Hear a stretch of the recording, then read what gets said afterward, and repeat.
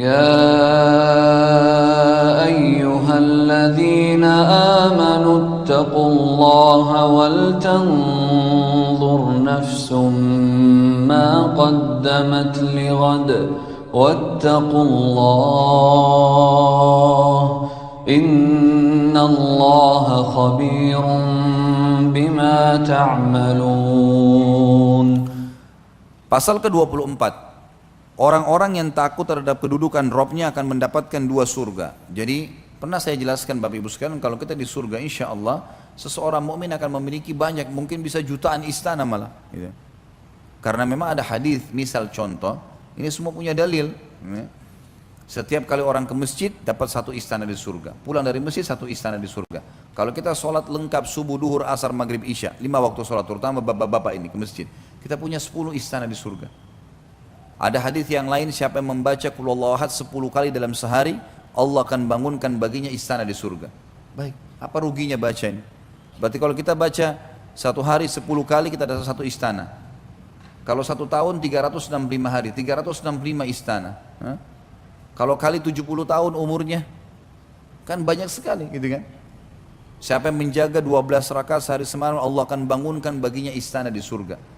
Ini ada makna, ada dua makna kata ulama hadis. Bisa bermakna kalau dia rutin jaga seumur hidupnya akan diberikan istana di surga, atau memang setiap hari kalau sudah lengkap 12 rakaat itu, subuh 2 rakaat sebelumnya, 4 rakaat sebelum duhur, 4 rakaat sudah duhur, 2 rakaat sudah maghrib, 2 rakaat sudah isya, rutin dia jaga, maka setiap hari dapat satu istana.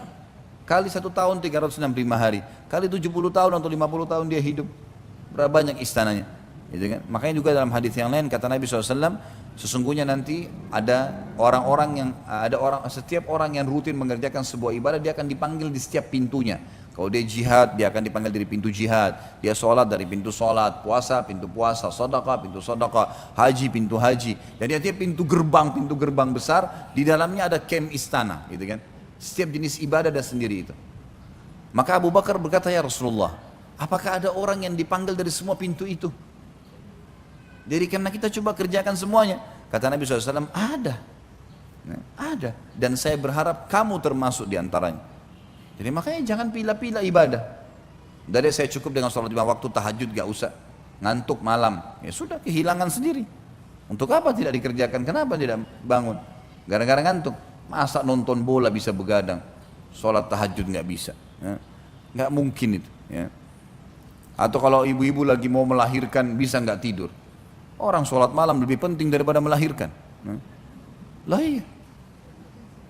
Walaupun memang melahirkan itu adalah proses mengangkat manusia, tapi sholat malam itu luar biasa fadilahnya. Kenapa waktu itu kita bisa nggak tidur? Karena penyakit al-malas. Itu saja masalah. Ini harus dibuang ke lautan ini, malas ini.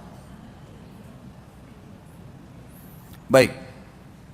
Bagi orang yang takut kepada Allah, jadi ada bedanya teman-teman sekalian antara orang yang beribadah kepada Allah karena itu perintah, ya sudahlah Allah perintah yang saya kerjakan. Dia tidak mengerjakan dosa karena tidak ada fasilitas dosa. Misal kayak di Saudi, ada maksiat tapi tidak ada diskotik, tidak ada karaoke, tidak ada bar, tidak ada. Orang perempuan semua disuruh wajib pakai jilbab. Ada terjadi tapi itu sedikit sekali. Nggak ada fasilitas. Ada orang tidak berbuat dosa karena nggak ada fasilitas. Mungkin kalau ada dia bisa lakukan, gitu kan? Ini posisinya masih aman lah, gitu kan? Tapi ada orang punya kedudukan mulia.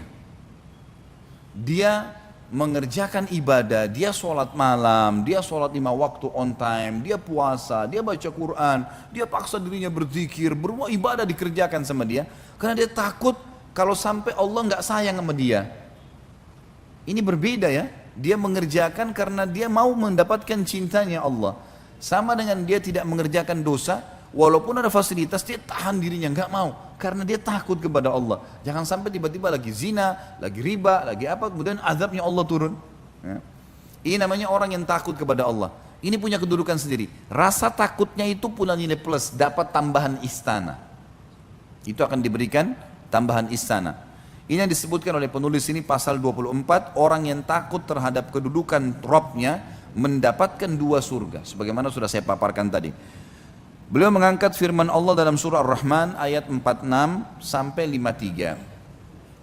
A'udzu billahi minasyaitonir rajim wa liman khafa maqama rabbih jannatan fabiayyi ala'i rabbikuma tukadziban dzawata afnan fabiayyi ala'i rabbikuma tukadziban fihima 'ainani tajriyan fabiayyi ala'i rabbikuma tukadziban fihima min kulli fakihatin zawjan fabiayyi ala'i rabbikuma tukadziban. Dan bagi orang-orang yang takut saat menghadap Rabbnya, tadi mengerjakan perintah karena takut sama Allah, takut Allah nggak cintai dia, gitu kan?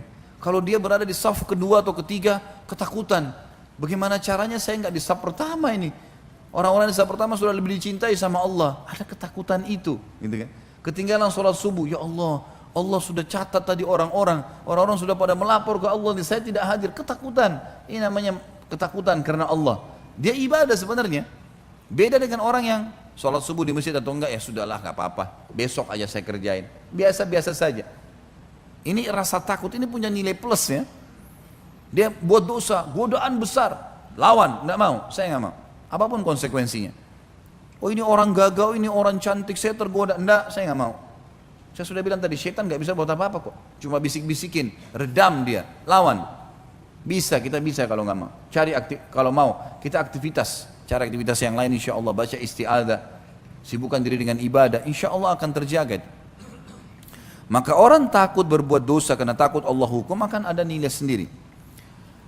Maka nikmat Rabb kalian yang manakah yang kalian dustakan? Kedua surga itu mempunyai pohon-pohon dan buah-buahan.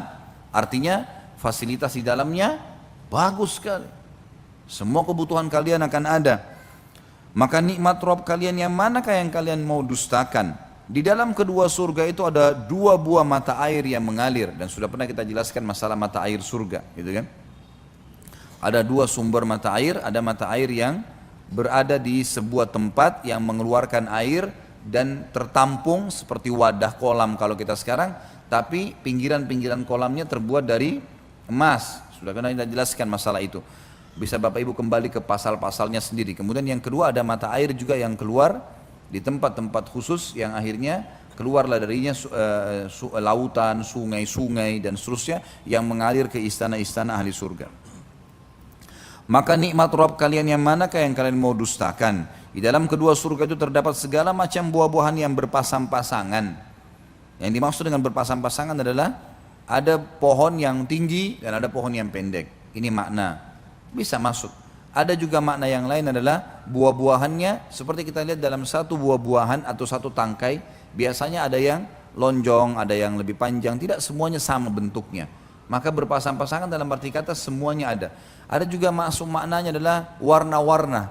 Dalam satu pohon pernah kita jelaskan di pohon bidara surga yang seorang Arab Badui mengatakan, "Ya Rasulullah, kenapa di surga ada pohon yang menyakitkan?" Kata Nabi SAW, "Pohon apa?" Allah berfirman dalam Al-Quran, di sana ada pohon-pohon bidara. Pohon bidara tangkainya ada durinya, gitu kan? Itu menyakitkan ya Rasulullah. Kata Nabi SAW, Allah akan mengganti di setiap durinya buah, dan buahnya memiliki beragam macam warna. Semua warna, dari kuning, dari merah, dari hijau, semua warnanya ada, gitu kan? Semua warnanya ada dan masing-masing warna memiliki cita rasa tersendiri. Ini yang dimaksud dengan beragam macam buah-buahan yang berpasang-pasangan. Maka nikmat Rabb kalian yang manakah yang kalian dustakan? Penyampaian baginda Nabi SAW dalam hadis Bukhari Muslim berhubungan dengan masalah ini adalah Abu Musa al-Ash'ari radhiyallahu anhu meriwayatkan sabda Rasulullah SAW, seorang mukmin di surga sungguh memiliki sebuah kemah yang terbuat dari sebuah intan yang berongga, panjangnya 60 mil, ya, panjangnya kemah itu. Dia memiliki banyak kemah. Pada setiap sudut terdapat istri-istri yang tidak bisa melihat orang lain. Jadi kalau dia memiliki beberapa orang pasangan, maka di setiap kemah itu ada pasangannya istri sendiri dan tidak bisa dilihat oleh orang lain, tidak bisa juga saling melihat satu sama yang lain karena besarnya. Yang mereka dipergirirkan untuk orang mukmin. Juga ada dua taman yang bejana-bejananya terbuat dari perak dan segala isinya. Maksudnya minuman-minuman yang siap diminum di dalamnya. Serta dua taman yang bejana-bejananya terbuat dari emas dan segala isinya. Yang menghalangi mereka untuk memandang Rabb mereka hanyalah ridhaul kibriya atau tirai keagungan pada wajahnya di surga Aden. Maksudnya Allah Subhanahu wa taala memiliki tirai yang tidak akan dilihat nanti kecuali tadi sebagaimana hadis sebelumnya kita sebutkan, kalau ahli surga sudah masuk kemudian dalam surga baru kemudian diperlihatkan. Ada sebuah riwayat yang dikatakan maka Allah memudahkan ahli surga untuk melihatnya di setiap pagi dan petang. Selain dari itu Allah SWT akan menutup kembali tirainya, dan itu tirai adalah tirai kemuliaan dan keagungan Sang Pencipta Allah Subhanahu wa taala.